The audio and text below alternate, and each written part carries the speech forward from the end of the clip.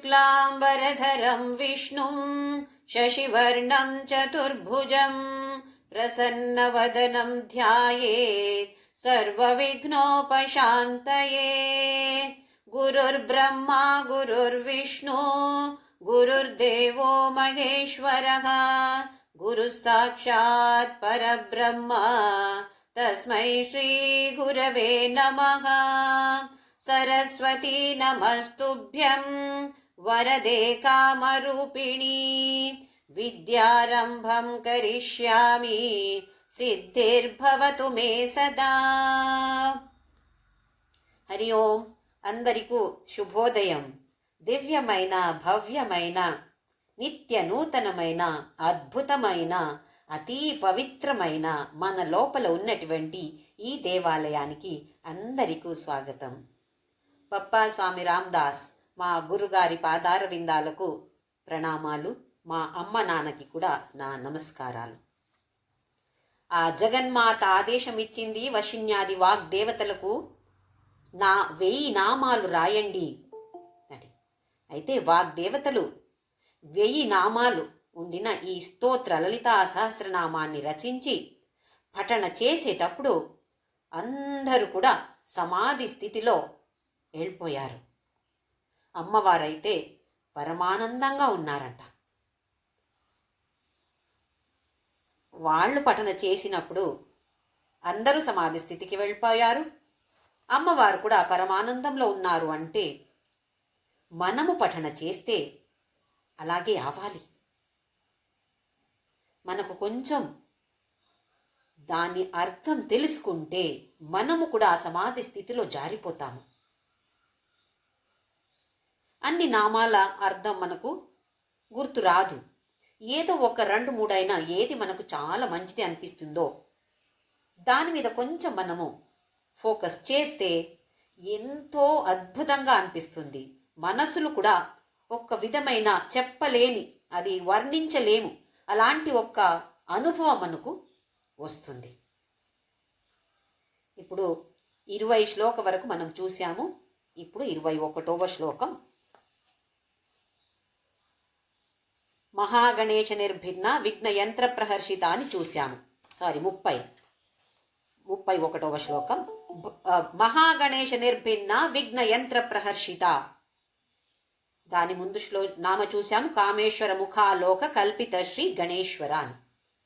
ఆ యుద్ధంలో కూడా గణేశ్వరుడిని ప్రార్థన చేస్తుంది తల్లి అమ్మవారు. అమ్మవారే క్రియేట్ చేశారు, సృష్టి చేశారు మహాగణేశుడిని. కానీ ఆ సందర్భంలో అమ్మవారు కూడా గణేశుడిని అక్కడ కల్పిస్తారు, రమ్మంటున్నారు. మహాగణేశ నిర్భిన్న విఘ్న యంత్ర ప్రహర్షిత. ఈ భండాసురుడు అంటే ఎవరు? కథలో అయితే మనం చూశాము. మన్మథుడిని శివుడు 3వ కళ్ళు తెరిచి భస్మం చేసేశాడు. ఆ భస్మమ అందులో ఒక ముద్ద చేస్తే దానికి జీవం ఇస్తే భండాసురుడుగా వచ్చాడు. అది కథ. ఎలాంటి గుణాలు ఉండింది?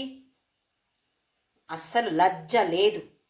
లజ్జ లేదు అంటే అన్ని కార్యాలు మనము చేస్తాము. లజ్జ ఉంటే చూస్తాము ఏది మంచిది, ఏది మంచిది కాదు, ఏది చెడ్డది, ఏది చేయాలి, ఏది చేయకూడదు, విశ్లేషణ చేస్తాము. ఆ లజ్జ అనేది లేదు అంటే ఎలా చేయాలి అనిపిస్తుందో అలా వర్తిస్తాము.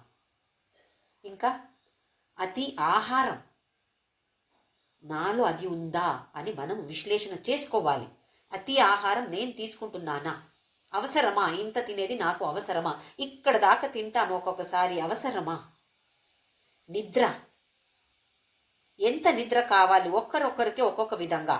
ఒకరికి 5 గంటలు చాలు, ఒకరికి 6, 7, 8 ఇట్లా ఉంటుంది. చూసుకొని ఎంత కావాలో అంత నిద్ర చేస్తే చాలు. ఎక్కువ నిద్ర చేస్తే మనం కూడా భండాసురులే. ఇంకా ఎందులో కూడా ఒక ఉత్సాహం లేదు, తమో గుణ ఎక్కువగా ఉంటే మనం కూడా భండాసురులే. కథ అటు వదిలేసేద్దాము, మనల్ని అక్కడ పెట్టాలి. మనము ఆ భండాసుర ప్లేస్లో మనల్ని పెట్టి అవి అన్ని దుర్గుణాలు నాలో ఉన్నాయా, ఉంటే ఏం చేయాలి? సరే ఉంది అని తెలిసింది, ఇప్పుడు ఏం చేయాలి నేను? అమ్మవారిని ప్రార్థన చేసుకోవాలి. ఎలా దేవతలు ప్రార్థన చేసినప్పుడు అమ్మవారు వచ్చి ఈ భండాసురుడితో యుద్ధం చేస్తుందో, అలాగే మన లోపల ఉన్నటువంటి ఈ పెద్ద భండాసుర సైన్యమే ఉంది లోపల, దాన్ని అంత సంహారం చెయ్యాలి అమ్మవారు. అలా మనం ప్రార్థన చెయ్యాలి. మనం కూడా ప్రార్థన చేస్తున్నాము. దేనికి? నాకు అలా చెయ్యి, ఇలా చెయ్యి, అది ఇవ్వు, నా పాపకి పెళ్లి కావాలి, బాబుకి జాబ్ కావాలి, మనవడు పుట్టాలి, ఇలాంటి ఎన్నో లౌకిక కోరికలు, దీని గురించి మనము ప్రార్థన చేస్తున్నాము. ఇప్పుడు అవి అన్నీ ఒక సైడ్లో పెట్టేసి నా లోపల ఉన్నటువంటి ఈ భండాసురుడిని సంహారం చేయడానికి కోసం వచ్చే శ్యామలాంబ రాణి, వారాహి రాణి, జ్వాలామాలిని రాణి, ఇలా మనము ప్రార్థన చేద్దాము. అమ్మవారు కూడా ఆ గణేశుడిని అక్కడ ప్రార్థన చేసి, ఆయన ఇప్పుడు ఏం చేశాడు? మహాగణేశ నిర్భిన్న విఘ్న యంత్ర ప్రహర్షిత. ఈ బండాసురుడు ఒక పెద్ద విఘ్న యంత్ర పెట్టేశాడు. యుద్ధ భూమిలో పెద్ద విఘ్న యంత్ర అంటే ఈ వైరులకి అన్ని రకాల విఘ్నాలు రావాలి. అలాంటిది ఒక విఘ్న యంత్ర, దాన్ని పెట్టేశాడంట. మనకు కూడా చాలా విఘ్నాలు వస్తాయి.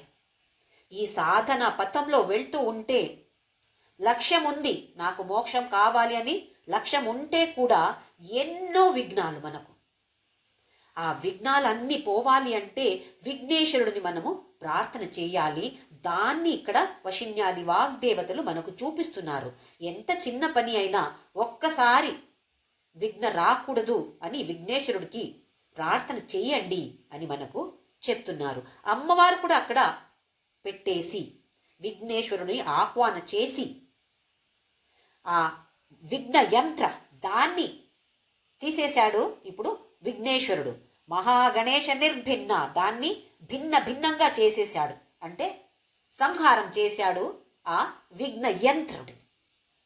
అయితే అమ్మవారు ప్రహర్షిత, ఎంతో ఆనందంగా ఉన్నారు. ఆ తరువాత నామ భండాసురేంద్ర నిర్ముక్త శస్త్ర ప్రత్యస్త్ర వర్షిణి. ఇప్పుడు భండాసురుడు పేరు చూడండి, భండాసురేంద్ర. అసురల్లో ఇంద్రుడు భండాసుర. ఆయన్ని నిర్ముక్త శస్త్ర ప్రత్యస్త్ర వర్షిణి, ఆయన నిర్ముక్తం చేయాలి. దానికోసం యుద్ధం నడుస్తుంది. శస్త్ర ప్రతి అస్త్ర. శస్త్ర అంటే ఏంటి, అస్త్ర అంటే ఏంటి, ఏమి తేడా?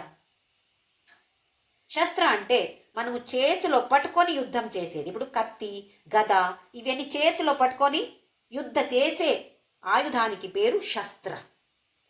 అస్త్ర అంటే వదిలేయడం, మనం ఇక్కడ నుండి దాన్ని వదిలేస్తాము, దానికి పేరు అస్త్ర.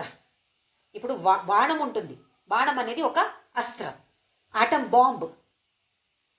బాంబ్ ఎక్కడికి, దూరానికి విసిరేస్తాం కదా మనము, ఆ విసిరేయడం అంటే అది అస్త్రం. శస్త్ర ప్రత్యస్త్ర వర్షిణి, పెద్ద వర్షమే. దేనిది? శస్త్రం ఉండింది, అస్త్రం కూడా ఉండింది. వెరైటీ అస్త్రాలు ఉండింది. ఎలాంటి అస్త్రాలు చూస్తే, భండాసురుడు రావణాస్త్రం వదిలితే దానికి ప్రతి అస్త్రం ఏంటి? రామాస్త్రం. భండాసురుడు హిరణ్యకశిపు అస్త్రం, దాన్ని ప్రయోగం చేస్తే అమ్మవారు నరసింహాస్త్రం. అంటే ఆయన వదిలేది ఎంత తమోగుణ అస్త్రం. అమ్మవారిది ప్రతి అస్త్రం ఏంటంటే సత్వగుణ ప్రధానంగా ఉన్నటువంటిది అస్త్రం. ప్రతి అస్త్రం ఇది. ఇప్పుడు మనకు ఎవరో అపమానం చేస్తారు, లేదా తిట్టుతున్నారు, ఏదో చేస్తారు అలాంటిది. అప్పుడు మనం ఏం చేస్తాము? మనము కూడా తిట్టుతాము. వాళ్ళు నన్ను తిట్టితే నేను ఇంకా ఎక్కువ తిట్టుతాను వాళ్ళని. అక్కడ తమోగుణ, ఇక్కడ కూడా తమోగుణ అది యుద్ధమే, అంతే. కానీ దానికి ఒక సొల్యూషన్ రాదు. అయితే ఇక్కడ మనకేం చెప్తున్నారు అంటే, వాళ్ళు తమోగుణ అస్త్ర ప్రయోగం చేస్తే కూడా మనం ఎలాంటి అస్త్రం ప్రయోగం చేయాలి? సత్వగుణ ప్రధానంగా ఉన్నటువంటి అస్త్రం. నన్ను వాళ్ళు తిట్టుతున్నారా? మళ్ళీ నేను తిట్టేది ప్రతి అస్త్రం కాదు, శాంతి, శాంతి అస్త్రం. లోపల శాంతంగా ఉండాలి. మనమేం చేస్తున్నాము? బయట ఆహాహా అని చాలా మంచిగా యాక్టింగ్ చేసి నవ్వి, ప్లాస్టిక్ నవ్వు నవ్వి మాట్లాడతాము. పొట్ట లోపల ఎలాగుంది? వీళ్ళు చెడ్డవాళ్ళు, వీళ్ళు చనిపోని, అలా కావని ఇలా కావని అని అనుకుంటాము. కానీ బయట మాత్రం బాగున్నారండి అని ఎంత మంచిగా యాక్టింగ్ చేస్తాం మనము. ఇది తప్పు. లోపల శాంతంగా ఉండాలి. మనం ప్రశాంతంగా ఉండినప్పుడు దానికి ఒక అస్త్రం వస్తుంది, దాంట్లో ఒక అస్త్రం వస్తుంది, శాంతి అస్త్రం. అయితే ఇక్కడ మనకేం చెప్తున్నారు అంటే, శాంతి అస్త్రం, మంచి సత్వగుణ ప్రధానంగా ఉన్నటువంటి అస్త్రం మాత్రమే మనం ప్రయోగించాలి. వాళ్ళు ఎలాగైనా చేయని, వాళ్ళకి తెలీదు. కానీ నాకు భగవద్గీత తెలుసు, నాకు లలిత సహస్రనామం తెలుసు, అమ్మవారు ఎలా యుద్ధం చేస్తారో తెలుసు. నా లక్ష్యం ఇప్పుడు అమ్మవారు అలాగే నేను అవ్వాలి. అహమిత్యేవ విభావయే భవాని, నేనే నువ్వు, నువ్వే నేను అని ధ్యానం చేశాను. అయితే నేను అలా తయారవ్వాలి కదా, అలా చెయ్యాలి ఇప్పుడు. అంటే ఈ ప్రయత్నం అందరు కూడా చేద్దాము. ప్రతి అస్త్ర అంటే మనకిప్పుడు సత్వగుణ ప్రధానం ఉన్నటువంటి అస్త్రం. ఆ తర్వాత నామ కరాంగులిన ఖోత్పన్న నారాయణ దశాకృతి. కరాంగులిన కాల్లో ఉన్నటువంటి వేళ్ళు ఉంది కదా, అందులో ఉన్నటువంటి గోరి అందులో దాని ప్రభావంతో నారాయణ దశాకృతి, దశావతార సృష్టి చేశారంట. ఒక్క చిన్న నెయిలది గోరి కదా, గోరంటే చిన్న నెయిలది. అయితే ఎంత శక్తి ఉంది చూడండి దానికి. అంత ఒక్క చిన్న పార్ట్, దానికి అంత శక్తి ఉంది అంటే ఏం శక్తి? నారాయణ దశాకృతి, దశావతారమే సృష్టి చేసింది అక్కడ. అయితే శక్తి ఏంటో, అమ్మవారి శక్తి ఏంటో మనకు తెలుస్తుందా? ఒక్క చిన్న పార్ట్కి ఎంత శక్తి ఉంది అంటే అంత పెద్ద దేహానికి ఎంత శక్తి ఉండాలి. దీన్ని చెప్పడాని కోసం ఈ నామం ఇచ్చారు మనకు. లేదు నారాయణ అంటే ఏంటి, ఓహో దశావతారం అంటే ఇంతేనా, అలా కాదు. దశావతారం గురించి మనకు తెలుసు, దాని మహిమ తెలుసు. దాన్ని సృష్టి చేసింది ఎవరు? అందులో కూడా అమ్మవారి దేహంలో ఉన్నటువంటి ఒక్క చిన్న పార్ట్ అంటే ఇంకా అమ్మవారి మహిమ మనము తెలుసుకోవడం కష్టమే కదా. దానికోసం ఇక్కడ చెప్పారు. తరువాత నామ బ్రహ్మోపేంద్ర మహేంద్రాది దేవ మహాపాశుపతాస్త్రాగ్ని నిర్దగ్ధాసుర సైనిక. ఇప్పుడు బండాసురుడికి చాలా మంది సైనికులు ఉన్నారు అక్కడ, పెద్ద సైన్యమే కదా. అయితే ఏ అస్త్రం ఉపయోగించాలి? మహాపాశుపత అస్త్ర ఉపయోగించి నిర్దగ్ధ అసుర సైనిక అందరినీ, ఆ అసుర సైన్యాన్ని నాశం చేస్తుంది. ఏ అస్త్రం ఉపయోగించింది? మహాపాశుపతాస్త్ర. పశుపతి, పశు అంటే ప్రాణి, మనకు తెలుసు. మన ఇంద్రియాలు ఎలా ప్రవర్తిస్తున్నాయి? ఒక ప్రాణి అలాగే కదా. ఏమన్నా మనకు కంట్రోల్ ఉందా? తినాలి అనిపిస్తుంది అంటే తినేద్దాము, దానికి ఏ టైము లేదు, ఏమి లేదు. ఏం చేయాలనిపిస్తుందో అది చేస్తున్నాము. అంటే ఇంద్రియాలు కూడా పశు సమానమే. పశుపతి అంటే దాన్ని కంట్రోల్లో పెట్టేవాడు పశుపతి. ఇప్పుడు ఎలాంటి అస్త్రం ఉపయోగించింది? పాశుపత అస్త్ర. అంటే ఈ పశువుల్ని అన్ని ఒక కంట్రోల్లో తీసుకొచ్చేది పాశుపత అస్త్ర. అక్కడ పాశుపత అస్త్రాన్ని మనకు తెలుసు. శివుడు అర్జునుడికి కూడా అది వరంగా ఇచ్చాడు.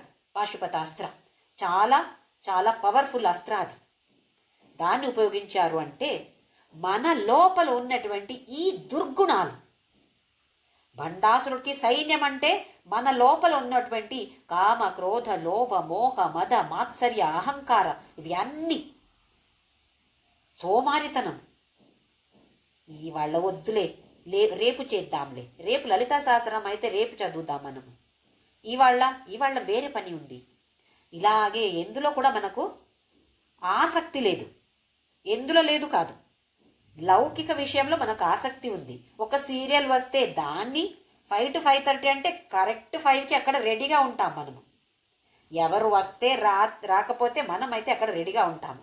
ఇంకెవరైనా వస్తే అది కోపమే, ఎందుకు ఈ టైంలో రావాలి వీళ్ళు, అలాంటి ఒక అటాచ్మెంట్ ఉంటుంది ఆ సీరియల్కి కూడా. దాన్ని పోస్ట్పోన్ చేయట్లేదు. కానీ ఒక 5 o'clockకి నేను లలితా సహస్రనామ పాడతాను అని ఉంటే, అప్పుడు వేరేమైనా విఘ్నం వస్తే సరిపోతే పోని, రేపు రేపు చదువుదాంలే అని అనిపిస్తుంది మనకు. అంటే అధ్యాత్మ క్షేత్రంలో మనము పోస్ట్పోన్ చేస్తున్నాము, కానీ ఈ లౌకిక క్షేత్రంలో అయితే పోస్ట్పోన్ ఏమీ చేయట్లేదు. అంటే అందులో మనకు ఎక్కువ ఫోకస్ లేదు కాబట్టి రేపు చేద్దాంలే అని అనిపిస్తుంది మనకు. అలాంటివి అన్నీ ఏమేం విఘ్నాలు ఉన్నాయో ఇవన్నీ మనకు ఒక పెద్ద సైనికులు. అయితే వాళ్ళందరినీ నిర్దగ్ధ భస్మం చేసింది ఒక్క పాశుపతాస్త్ర. దానితో సైన్యం మొత్తం, కొందరిని శ్యామలాంబ, వారాహి వాళ్ళు చంపేశారు. ఇప్పుడు వేరే వేరే సైనికులు ఉన్నారు కదా, చాలామంది ఉన్నారు. లోపల ఎలాంటి దుర్గుణాలు ఉన్నాయి ఒక్కసారి మనం విశ్లేషణ చేస్తే మనకు తెలుస్తుంది. వాళ్ళ మీద ద్వేషం, వీళ్ళ మీద మనము కంపేర్ చేసి, ఓహో వీళ్ళకి ఎక్కువ ఉందా, మనకి ఇంతే ఉందా, వాళ్ళ దగ్గర పెద్ద ఇల్లు ఉంది, ఇలాంటి భావనలు ఇవన్నీ దుర్గుణాలే. భగవద్గీతలో 16వ అధ్యాయం 17వ అధ్యాయం చూశాము. దైవాసుర సంపద్ విభాగ యోగ, ఆ తరువాతది శ్రద్ధాత్రే విభాగ యోగ. ఎలా బతకాలి మనము, ఇది లక్ష్యం. అంటే మన లైఫ్ స్టైల్ ఎలా ఉండాలి. దైవాసుర, దైవ సంపత్, అసుర సంపత్, ఇవి రెండు కూడా తెలుసు. ఏది ఉండాలి, సత్వగుణ ప్రధానంగా ఉండి ఆ తరువాత దాన్ని కూడా మీరిపోవాలి, అతీతం అవ్వాలి. ఇవన్నీ మనము తెలుసుకున్నాము.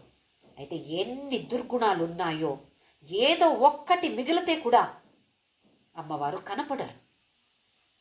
అప్పుడు ప్రార్థన చేస్తే వారాహి వచ్చి, ఓహో ఎక్కడో మనసులో లోపల ఒక్క చిన్నది ఉంది అంటే దాన్ని తీసి పడేసిన తరువాత అమ్మవారు మనకు కనపడొచ్చు. అయితే ఇలాంటి దుర్గుణాలు పెద్ద సైన్యమే మన లోపల ఉంది, అందరినీ నిర్దగ్ధ భస్మం చేసింది.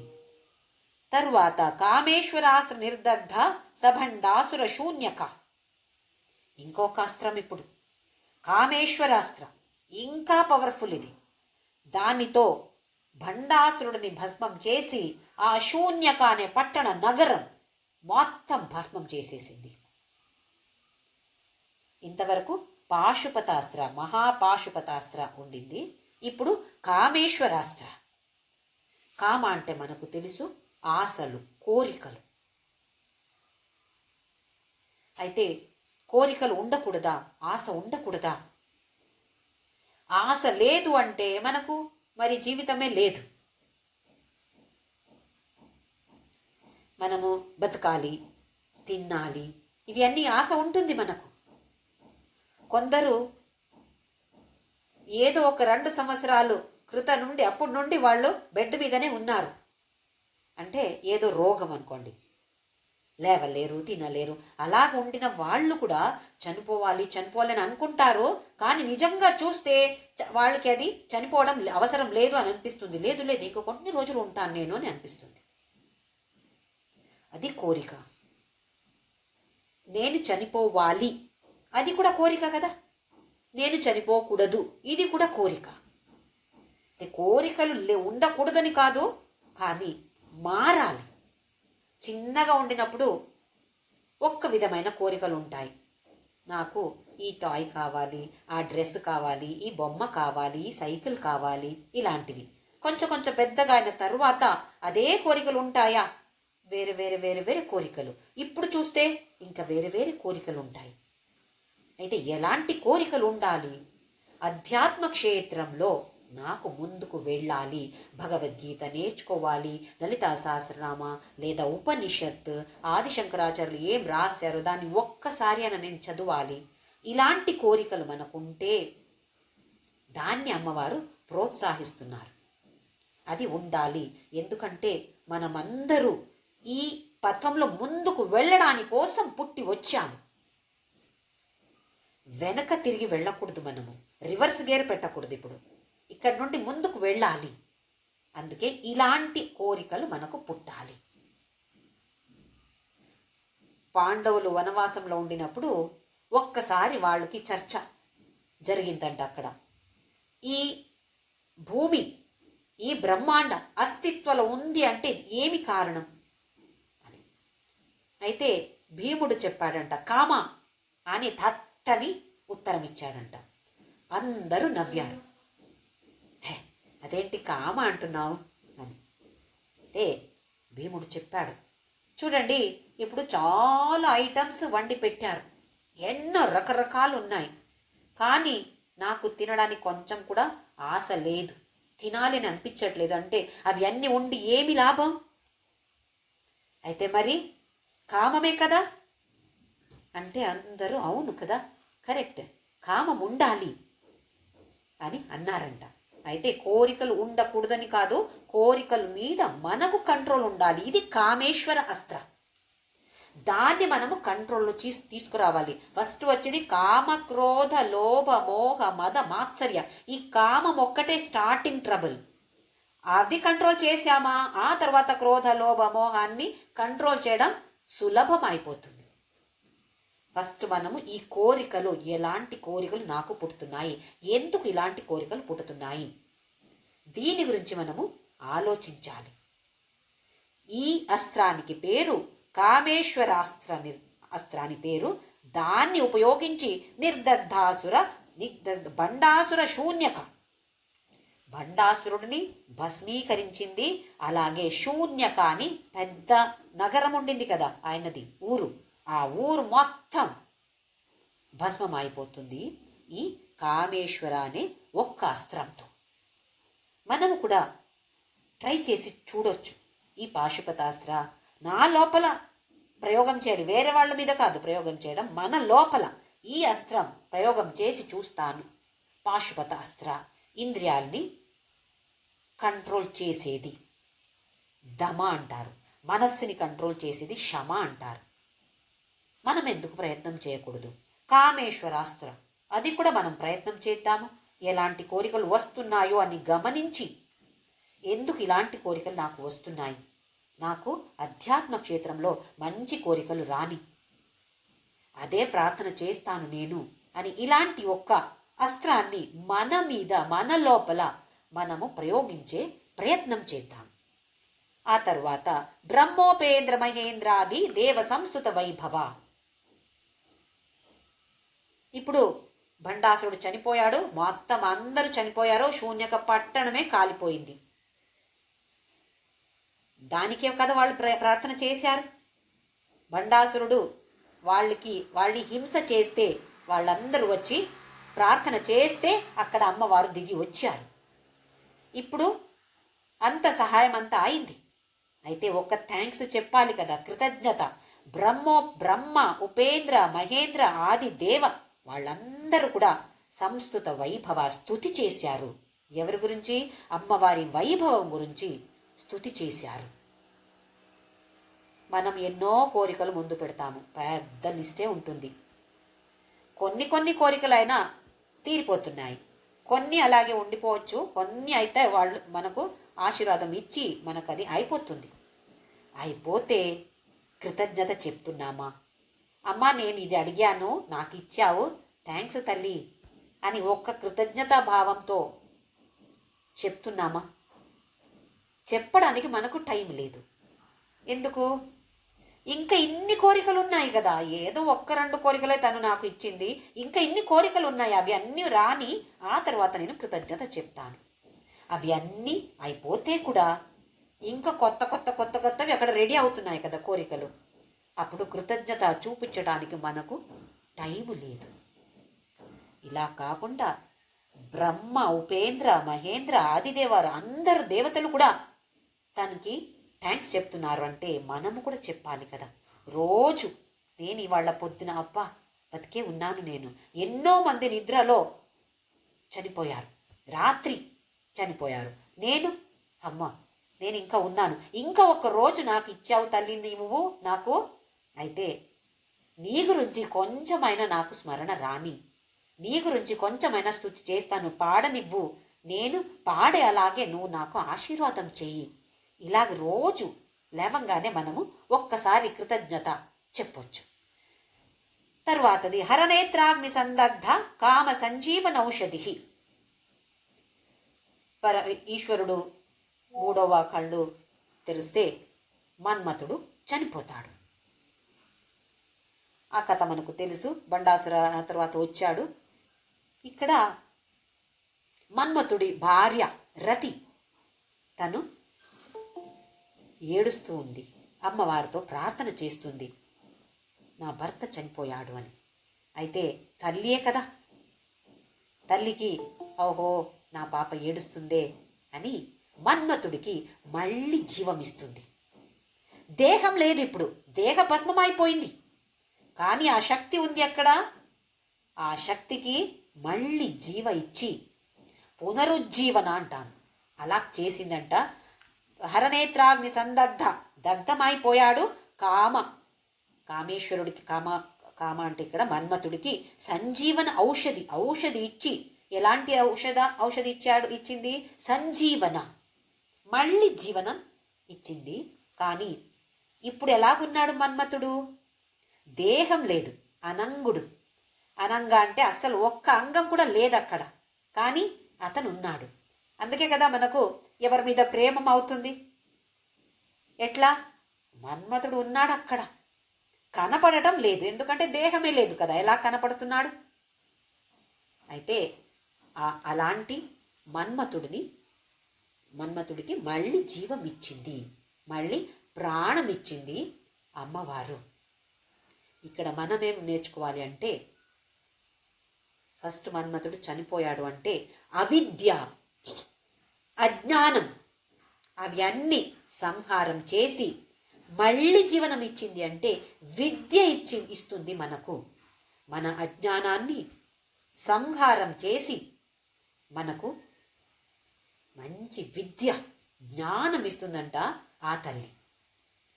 ఇక్కడికి ఈ లలితా సహస్రనామంలో 2వ అధ్యాయం సమాప్తి అవుతుంది. దీనికి పేర్లు ఉన్నాయి. భగవద్గీతలో 18 అధ్యాయాలు ఉన్నాయి, ఒక్కొక్క అధ్యాయం కూడా ఒక్కొక్క పేరు ఉంది. అలాగే లలితా సహస్రనామంలో కూడా 18 అధ్యాయాలు ఉన్నాయి. మనం ఇప్పుడు మొదటి అధ్యాయం చూసాము, దాని పేరు త్రిపుర సౌందర్యాన్ని, త్రిపుర సౌందర్య యోగ అని ఫస్ట్ చాప్టర్ది అధ్యాయంది పేరు. 2వ ఇప్పుడే మనం చూసాము దేవి పరాక్రమ యోగ, అంటే యుద్ధం చేసి పరాక్రమం అంతా చూపించింది. శ్యామలాంబ, వారాహి, జ్వాలామాలి, పెద్ద సైన్యం వాళ్ళ గురించి దేవి పరాక్రమ యోగ, ఇది ఇక్కడికి సమాప్తి అయింది. ఇంకా 3వ అధ్యాయం ఇది కూటత్రయ నిరూపణ యోగ. కూటత్రయ నిరూపణ యోగ అని 3వ అధ్యాయం ఇప్పుడు ఇక్కడ మొదలవుతుంది. అంటే ఇప్పుడు 34వ శ్లోకంలో సగం అయింది. సగం వరకు మనకు 2 అధ్యాయాలు కంప్లీట్ అవుతున్నాయి. ఇంకా సగం లైన్లో నామాల్లో 3వ అధ్యాయం మొదలవుతుంది. శ్రీమద్వాగ్భవకూటైక స్వరూప ముఖ పంకజ. కొన్ని శ్లోకాలు సూక్ష్మ స్వరూపం గురించి చెప్తున్నారు, మంత్రస్వరూపం. ఈ మనకు తెలుసు 3 విధమైన శరీరాలు ఉన్నాయి. స్థూల శరీర, సూక్ష్మ శరీర, కారణ శరీర. మనకు ఇలాంటి శరీరత్రయ అంటాము. తనకి ఇప్పుడు స్థూల శరీరం నిజంగా లేదు, కానీ దానికి ఒక రూపం ఇచ్చి చూపించారు మనకు. అంత వర్ణన, తల నుండి కాలు వరకు వర్ణన చేసి మనకు అక్కడ మన ఎదురు కనపడింది అమ్మవారు. ఆ తరువాత పరాక్రమ అవన్నీ చూశాము. ఇప్పుడు మంత్రస్వరూపం. ఇదే ఈ స్థూల శరీరాన్ని సూక్ష్మంగా ఎలా చూస్తున్నాము, మంత్రస్వరూపముగా ఎలా చూస్తున్నాము, దాని గురించి చెప్తున్నారు. ఈ సూక్ష్మ స్వరూపంలో కూడా 3 లెవెల్స్ ఉన్నాయి. ఇది ఒకటి మంత్రస్వరూప. ఆ తరువాతది కామకళారూప. ఆ తర్వాత ఇంకా అతి సూక్ష్మమైనది అంటే కుండలిని రూప. కుండలిని శక్తి అంటాం. సూక్ష్మ రూపంలో 3 లెవెల్స్ ఉన్నాయి. ఇప్పుడు శ్రీమద్వాగ్భవ కూటైక స్వరూప ముఖ పంకజ, ఈ పంచదశి విద్య అంటాము. పంచదశి అంటే 15 బీజాక్షరాలు ఉన్నటువంటి మంత్ర, దానికి పేరు పంచదశి మంత్ర. దానికి ఒక శ్రీ యాడ్ చేసి పంచదశి మంత్రం చెప్తే దానికి షోడశి మంత్ర అని పేరు. ఈ మంత్రాన్ని 3 విభాగంగా విభాగించారు. 3 భాగాలు ఉన్నాయి ఇందులో. ఆ ఫస్ట్ భాగా ఇక్కడ ముఖ పంకజ, మొహంతో పోలిస్తున్నారు. శ్రీమద్ వాగ్భవ కూట, దానికి పేరు వాగ్భవ కూట. వాక్ భవ, వాక్ అంటే మాటలు. మాటలు ఎక్కడ సంభవిస్తున్నాయి? ముఖ లేదా మొహం. అయితే దానికి పేరు వాగ్భవ కూట. శ్రీమద్ అని వచ్చింది ఇక్కడ. పుల్లింగ అయితే శ్రీమాన్, ఎవరితో పేరు చెప్పాలంటే శ్రీమాన్ అని అంటాం కదా. అలాగే స్త్రీలింగ అయితే శ్రీమతి అంటాము. నపుంసకలింగ, సంస్కృతంలో 3 లింగాలు ఉన్నాయి. పుల్లింగ, స్త్రీలింగ, నపుంసకలింగ. వస్తువులన్నీ నపుంసకలింగంలో వస్తున్నాయి. అయితే ఇక్కడ శ్రీమత్ అంటే ఇది ఒక పార్ట్, దానికి ఒక వస్తువు అలాగే చూసి శ్రీమత్ అంటున్నాము. శ్రీమద్ భాగవత, చూడండి భాగవత, శ్రీమద్ భాగవత, శ్రీమన్నగర. అది పుల్లింగ కాదు, స్త్రీలింగ కాదు, అయితే నపుంసకలింగ. అయితే శ్రీమత్ అని వస్తుంది. శ్రీమద్ వాగ్భవ కూటైక స్వరూప ముఖ పంకజ. ముఖ అనే కమలం, దానికి పేరు వాగ్భవ కూట. పంచదశి మంత్రంలో 3 విభాగాలు ఉన్నాయి. ఇప్పుడు ఫస్ట్ భాగం ఈ మొహం చూపిస్తుంది. ఇందులో 5 బీజాక్షరాలు ఉన్నాయి. బీజ అంటే గింజ, సీడ్ మనకు తెలుసు. ఒక గింజ చూస్తే ఇది కొన్ని సంవత్సరాల తర్వాత ఇంత పెద్ద చెట్టు, పెద్ద వృక్షం అవ్వచ్చు అని మనకు ఒక ఐడియా వస్తుందా? ఇంత చిన్న గింజ ఉంటుంది. అయితే దాని లోపల ఎంత శక్తి ఉంది.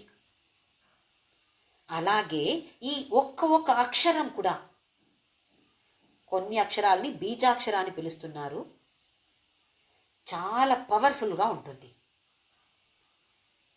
ఈ బీజాక్షరం పంచదశి షోడశి విద్య అంతా మనం ఊరికే నేర్చుకోకూడదు.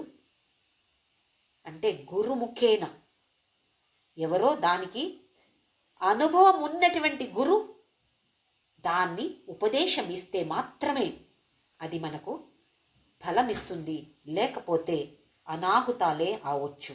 అందుకే మనము ఆ బీజాక్షరాలు ఏంటో అని కావాలైతే నేర్చుకోవచ్చు అంతే, కానీ ఎలాగ ఆచరించాలి, ఎలాగ దాన్ని పఠించాలి, ఎలాగ దాన్ని తపస్సు చేయాలి, అవి అన్నీ ఆ ఫీల్డ్కి మనం వెళ్ళట్లేదు ఇక్కడ. ఈ వాగ్భవ కూట అంటే ఇక్కడ 5 బీజాక్షరాలు ఉన్నటువంటిది. దీనికి జ్ఞానశక్తి చూపిస్తుంది.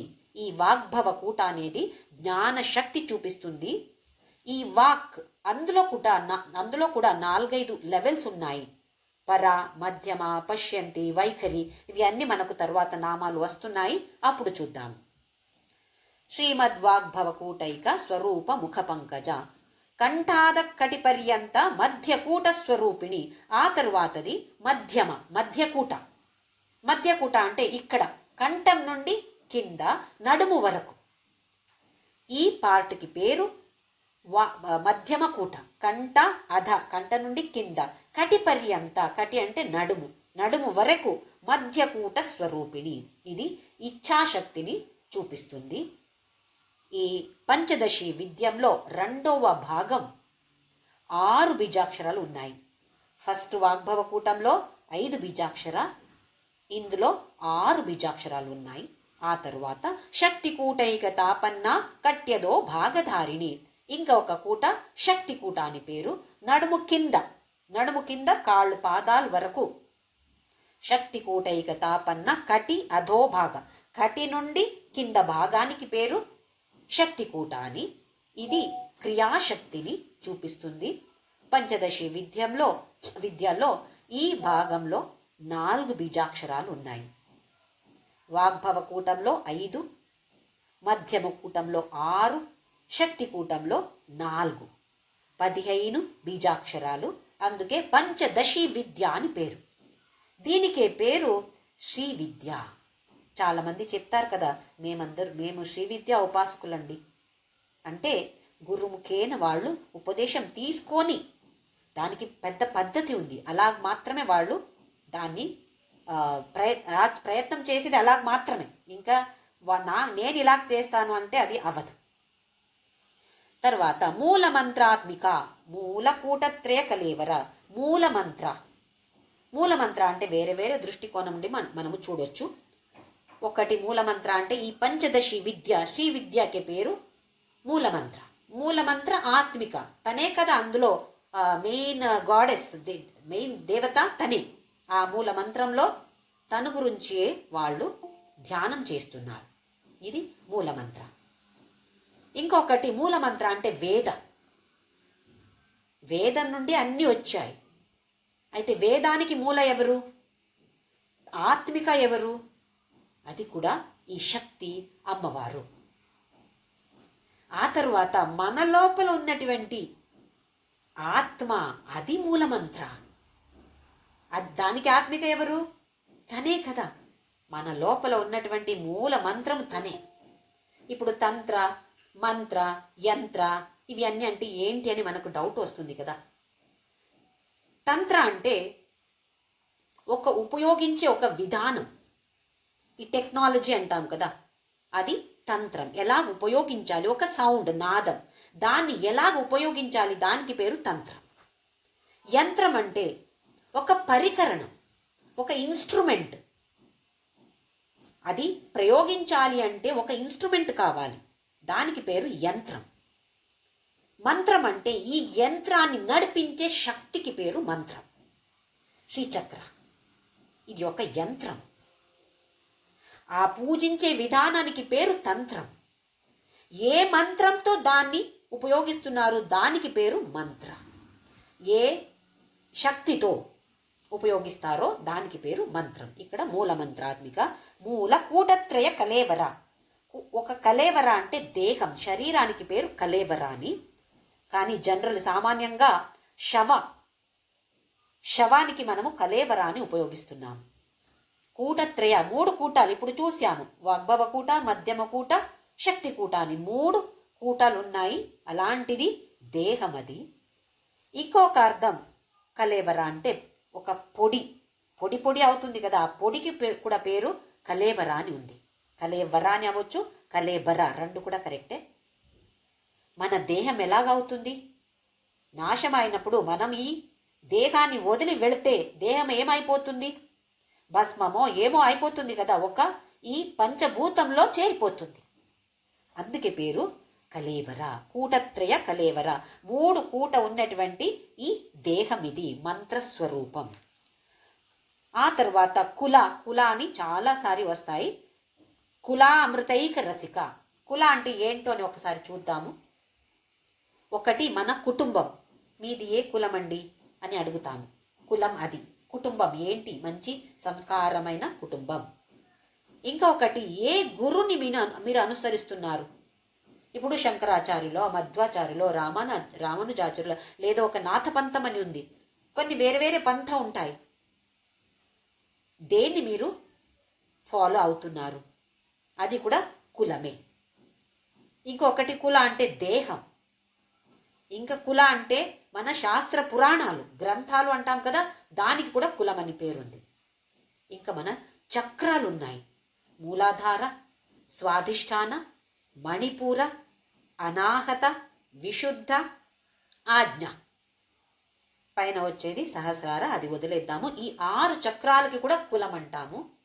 అందులో కూడా మూలాధార, దానికి కులం అంటాము. ఇంకా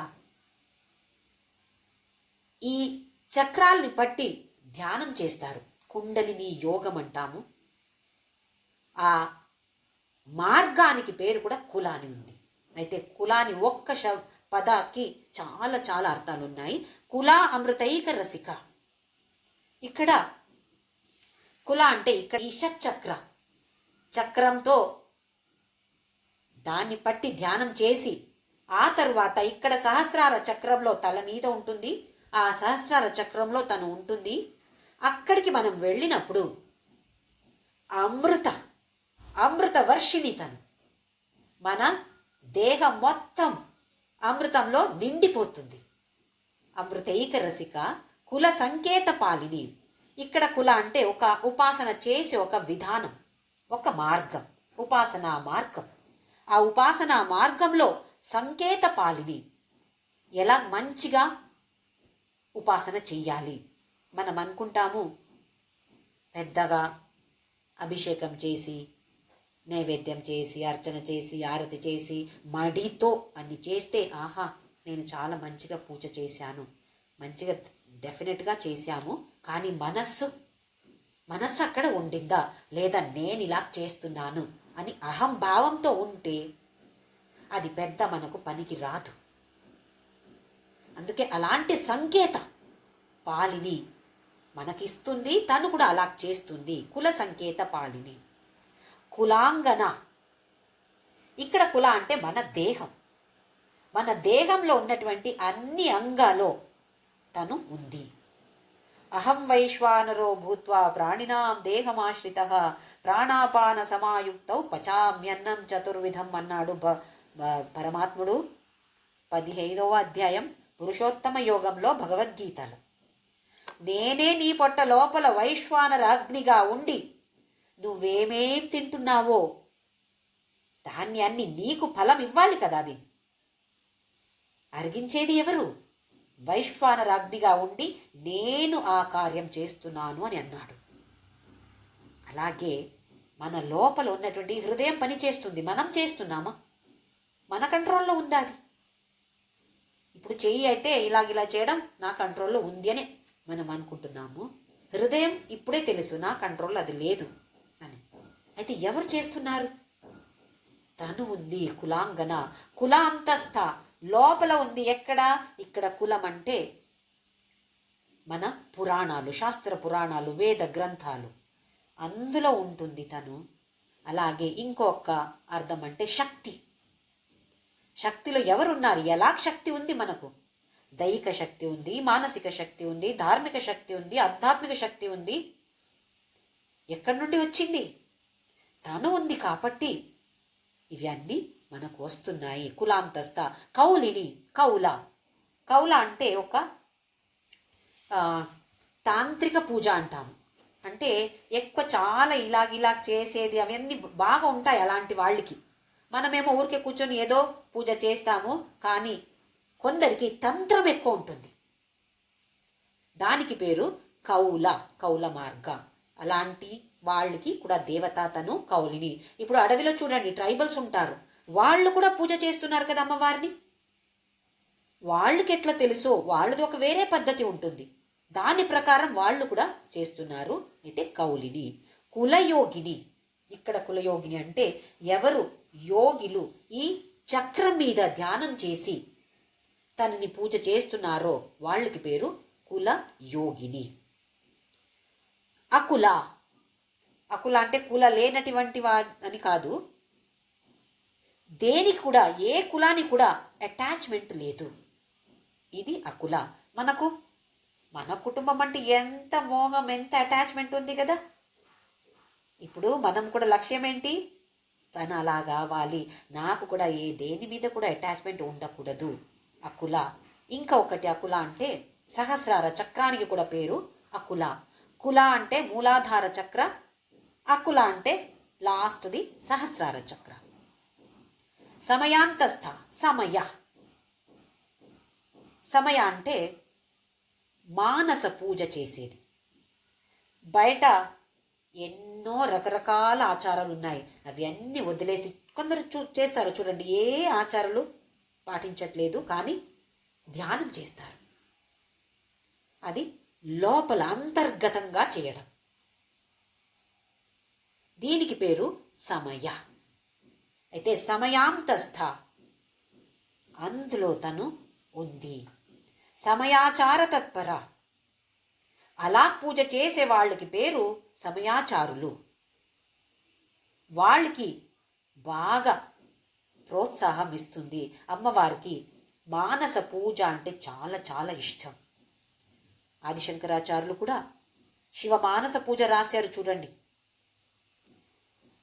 ఆత్మాత్వం గిరిజామతి సచర ప్రాణాశరీరం గృహం పూజాతే విషయోపభోగరచన నిద్రా సమాధి స్థితికి. నేను నిద్ర చేస్తే అదే నీకు సమాధి స్థితి, నేను అటు ఇటు నడుస్తే అదే నీకు నేను చేసే ప్రదక్షిణ.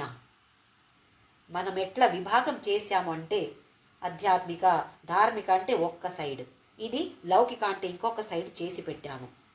అలా కాకుండా ఇవి రెండు, అధ్యాత్మం కూడా లౌకికంలో ఉండాలి. 1 గంట పూజ చేసి ఇంకా నేను ఎలా కావాలో అలా బతుకుతాను అంటే అవ్వదు. ఆ లౌకిక క్షేత్రంలో ఈ అధ్యాత్మ తత్వాన్ని తీసుకువచ్చి దాన్ని అక్కడ వాడాలి. ఇది సమయాచార. అలాగుంటే అమ్మవారికి చాలా ఇష్టం, మనల్ని ప్రోత్సాహం చేస్తుంది. ఇంకొక సమయం అంటే మనకు కాలం తెలుసు, టైం. ఈ 11వ అధ్యాయంలో భగవద్గీతలో విశ్వరూప దర్శన అర్జునుడు అడుగుతాడు, నాకు చూపించవా ఒకసారి చూపించవా అని. సరే చూపిస్తాను, కానీ నీ నార్మల్ కళ్ళకి అది నువ్వు చూడలేవు, నేను ఒక స్పెషల్ దివ్య చక్షు ఇస్తాను, నీకు ఒక స్పెషల్ గాగల్స్ ఇస్తాను అని ఇచ్చేశాడు. ఇచ్చేసి తరువాత చూపిస్తే అర్జునుడికి భయమే భయం, చూడలేకపోతున్నాడు. అలాంటి ఘోరమైన రూపం చూపించాడు. అప్పుడు అర్జునుడు అనుకుంటున్నాడు, ఇది ఎవరు కృష్ణుడు అంటే? నేనేమో నా బావాని అనుకున్నాను, నా ఫ్రెండ్ అని అనుకున్నాను, ఇప్పుడు ఇదేదో కొత్తగా ఉందే. ఏ కృష్ణ, నువ్వెవరు కృష్ణ? నీ పని ఏంటి? నీ జాబ్ ఏంటి ప్రపంచంలో? నాకేం అర్థం అవట్లేదు అని అడిగితే, కాలోస్మి లోకే క్షయకృత్ ప్రవృద్ధో అని అన్నాడు. నేను కాల పురుషుడు. అలాగే ఇక్కడ కూడా అమ్మవారు కూడా అదే, కాల సమయాంతస్థ సమయాచార తత్పర. ఇక్కడికి 3వ అధ్యాయం ఇది సమాప్తి అవుతుంది.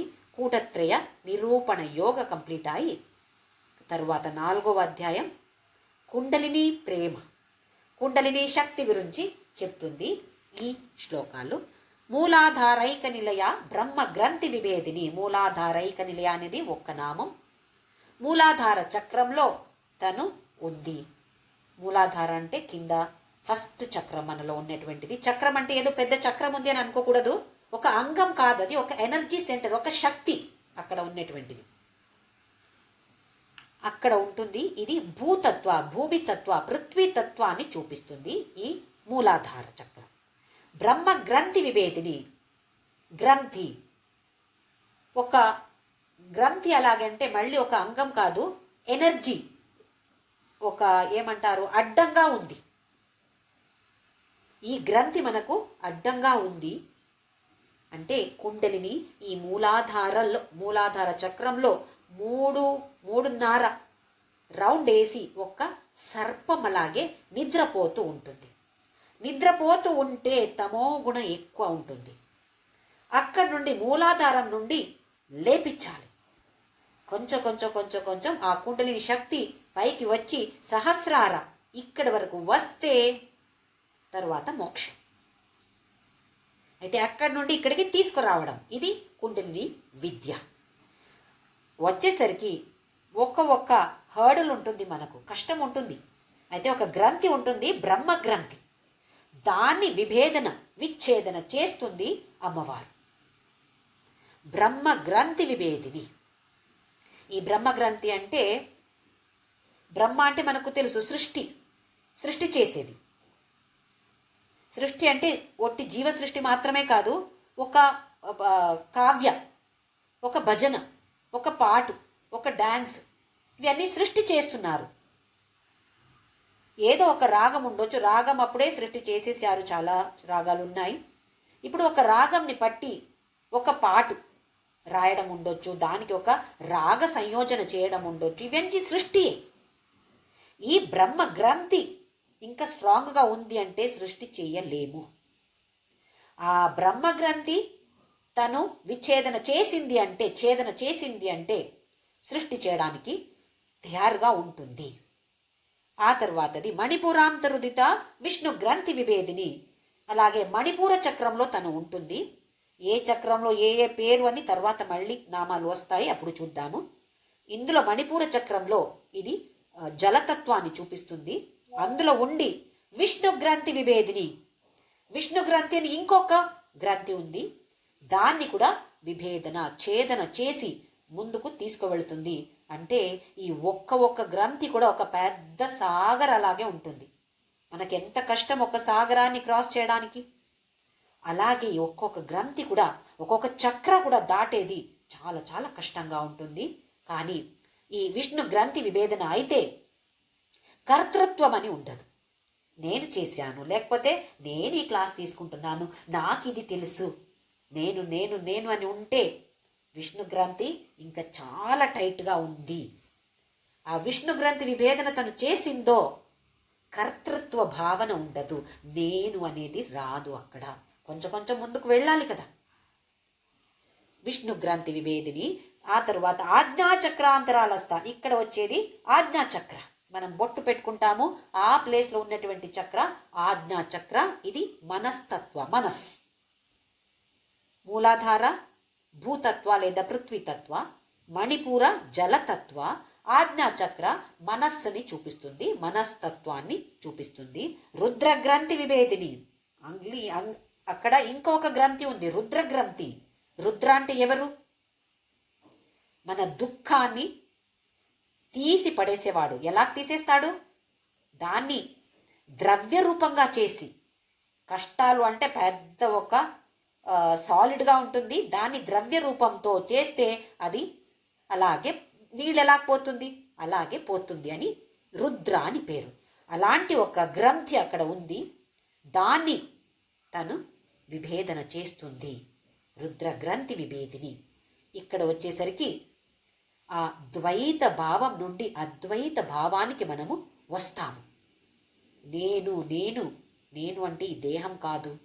ఇవి అన్ని జ్ఞానం మనకు వచ్చేసరికి ఈ రుద్ర గ్రంథి విభేదన అవుతుంది. సహస్రారాంబుజారూఢ. ఇక్కడ సహస్రార చక్రంలో ఆరూఢ తను అక్కడ ఉంది. ఎవరితో? శివుడితో అక్కడ ఉంది. సహస్రారాంబుజారూఢ సుధాసారాభివర్షిణి.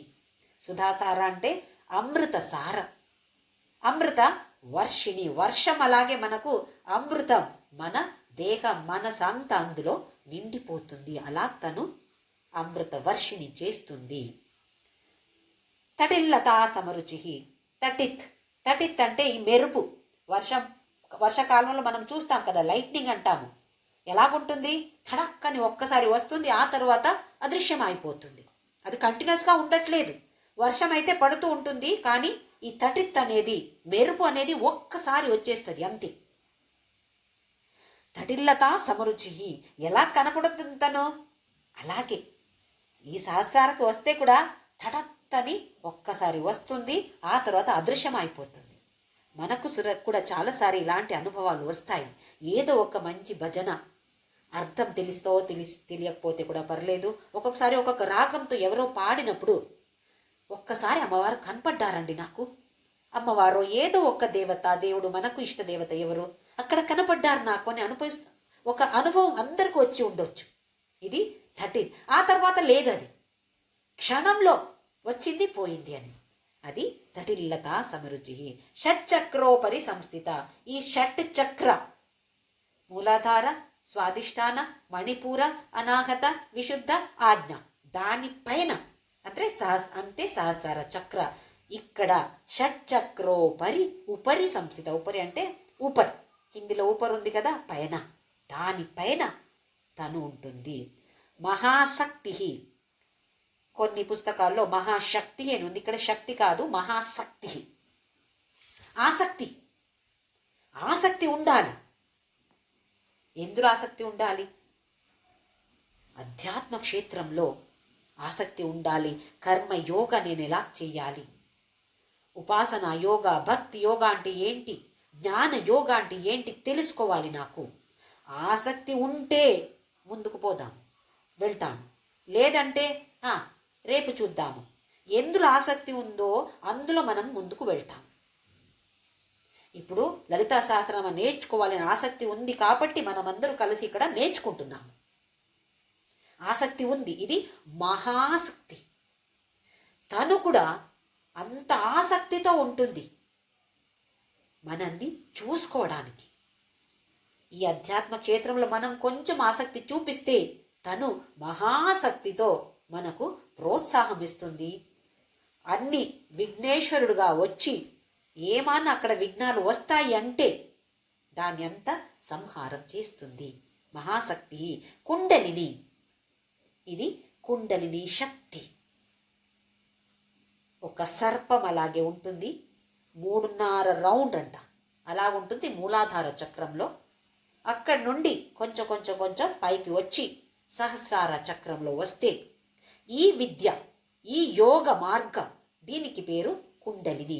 ఆ సర్పానికి కూడా పేరు కుండలిని, ఇలాంటి మార్గానికి పేరు కుండలిని మార్గం అంటాము, కుండలిని విద్య అంటాము. తరువాత బిసతంతు తనీయసి. బిసతంతు తనీయసి అంటే ఈ తామరపు ఉంటుంది, దానికి కాండం ఉంటుంది. ఆ కాండంని మనం ఓపెన్ చేస్తే లోపల చిన్న చిన్న ఒక ఫైబర్ అలాగా ఉంటుంది, నార అలాగా ఉంటాము. చెప్తాను, తెలుగులో కూడా నార అనుకుంటాము, ఫైబర్ అంటాను. ఆ ఫైబర్ ఎంత సూక్ష్మంగా ఉంది. అలాగే తను కూడా చాలా సూక్ష్మంగా ఉంటుంది. నిన్ననే ఎవరో ఒక ప్రశ్న అడిగారు, లలితా సహస్రనామం పాడుతూ ఉంటే ఎవరో వచ్చారు, ఎవరో వస్తే ఏం చేయాలి అని. నేను ఒక పుస్తకంలో చదివాను, ఎక్కడ రామనామం పాడతారో అక్కడ హనుమంతుడు వస్తాడంట. ప్రత్యక్షంగా రావచ్చు, మనకు కనపడవచ్చు, కనపడకపోవచ్చు. అలాగే అమ్మవారైతే తప్పకుండా ఉంటారు. వశిన్యాది వాగ్దేవతలు కూడా వస్తారంట అక్కడ, ఎందుకంటే వాళ్ళు రచన చేశారు కదా. ఓహో, మనం రచన చేసినది చూడండి ఎంత మంచిగా పాడుతున్నారు వీళ్ళు అని అక్కడ వస్తారంట. ఏ రూపంలో వస్తారు? ఏ రూపంలో అయినా రావచ్చంట. ఒక దోమ, ఒక చీమ రావచ్చు, ఒక ఈగ రావచ్చు. అయితే లలితా సహస్రనామం పాడేటప్పుడు ఒక చీమ, దోమ ఏమైనా వస్తే కూడా దాన్ని చంపకండి. అది వశిన్యాది వాగ్దేవతలు ఆ రూపంలో వచ్చి మనల్ని ఆశీర్వాదం చేస్తూ ఉన్నారు. ఆ భావన మనకు రావాలి.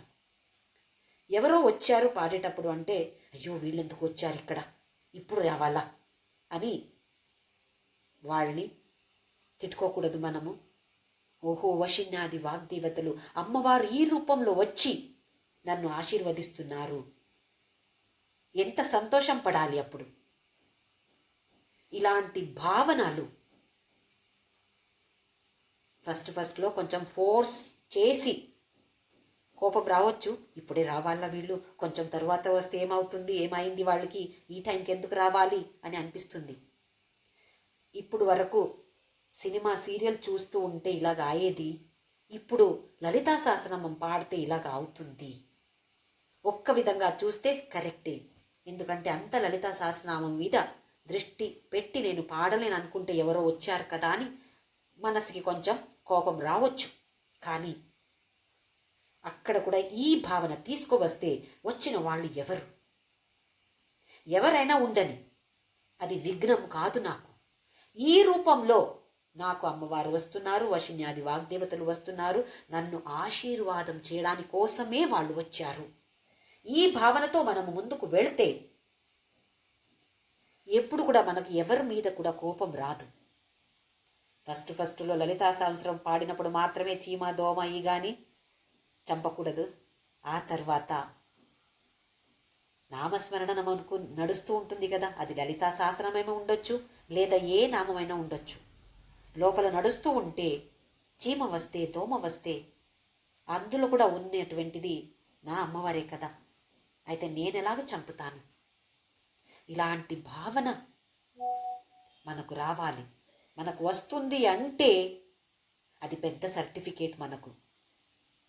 నేను అధ్యాత్మ క్షేత్రంలో ముందుకు వెళుతున్నాను, ఇది నాకు అమ్మవారు ఇలా చూపిస్తున్నారు, ఇలాంటి భావన అమ్మవారు నాకు ఇస్తున్నారు, ఎంత పెద్ద అనుగ్రహం ఇది అని అలా మనకు తెలుసుకోవాలి. లలితా సహస్రనామ ఒక్క శ్లోకం పాడితే కూడా చాలు. అది కూడా కొందరు అడిగారు నిన్న. ఏదో ఒక 2 శ్లోకాలు పాడిన తర్వాత ఎవరో వస్తారు, అక్కడ విఘ్న వస్తుంది, మళ్ళీ స్టార్ట్ చేసేటప్పుడు మళ్ళీ ఫస్ట్ నుండే స్టార్ట్ చేయాలి అంటున్నారు. ఒక్క విషయం చెప్తాను నేను. చాలామంది చాలా పద్ధతి ఫాలో అవుతారు. మనకు ఏ పద్ధతి ఫాలో అవుతే మనకు సంతోషం వస్తుందో దాని ప్రకారం మనం వెళతాము. ఇప్పుడు 100 శ్లోక అయింది, ఆ తర్వాత ఎవరో వచ్చారు, మళ్ళీ స్టార్ట్ చేయాలంటే నాకు అంత టైం లేదు. సరే, 100 శ్లోక తర్వాత టైం ఉందా, చెయ్యండి, లేదా వదిలేసేయండి, ఏమీ ప్రాబ్లం లేదు. అమ్మవారు అంటే ఏదో పెద్ద రాక్షసి అలాగే మనకు పనిష్మెంట్ ఇవ్వడానికి రాలేదు ఇక్కడికి, అనుగ్రహం చేయడానికి వచ్చింది కదా, దానికోసం ఉంది. మన తల్లి కదా, మనం ఎంత స్మరణ చేస్తామో అంత సంతోషం పడుతుంది. సరి చేయలేకపోతున్నాను, మనమంతా గృహస్థాశ్రమంలో ఉన్నటువంటి వాళ్ళు, మనకు వేరే వేరే చాలా పనులు ఉంటాయి, కర్తవ్యాలు ఉంటాయి. కానీ ఆ చేసేటప్పుడు సరే లలితా సహస్రనామ బైహాట్ రావట్లేదు, రామ రామ రామ రామ చెప్పొచ్చు, శివ శివ ఏదో ఒకటి చెప్పొచ్చు కదా. అయితే అలాగే ఏ పని చేస్తే కూడా నామస్మరణ చేస్తూ చేస్తూ అందరూ కూడా ఈ అధ్యాత్మ పథంలో ముందుకు వెళదాము.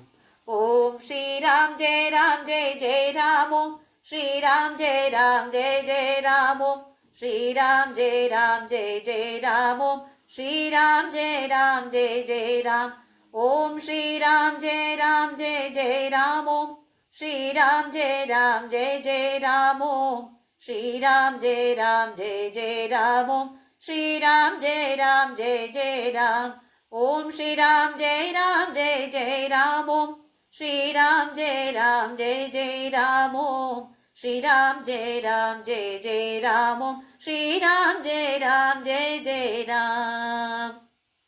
ఓం असतो मा सद्गमय तमसो मा ज्योतिर्गमय मृत्योर्मा अमृतं गमय. ॐ शान्ति शान्ति शान्तिः. लोका समस्ता सुखिनो भवन्तु. लोका समस्ता सुखिनो भवन्तु. लोका समस्ता सुखिनो भवन्तु.